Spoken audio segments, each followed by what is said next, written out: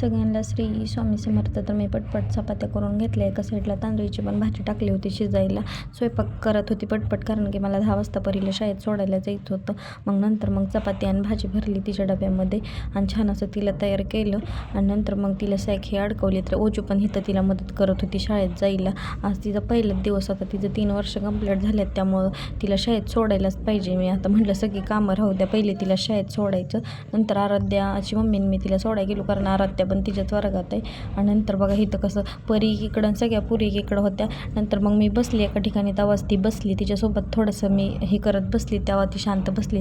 ती शांत बसली की मी लगेचच घरी आली. आणि येताना रस्त्यात मस्त अशी बोरं घावली, त्यामुळं बोरं पण घेऊन आली. मला बोरं खूप जास्त आवडतात. नंतर घरी आल्यावर साडी ही घालून डायरेक्ट मी सवासण्याला आलेली, कारण की आज माझा उपवास होता.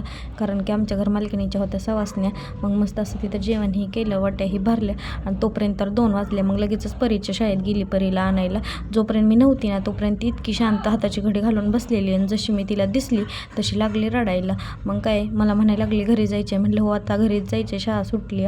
तर मॅडम इथं सांगत होत्या ती काय काय बोलती काय काय नाही. तरी पण मॅडम म्हणत होत्या तिला रोज शाळेत आणि सवय लाव. तर बाय बाय, भेटू पुढच्या ब्लॉगमध्ये.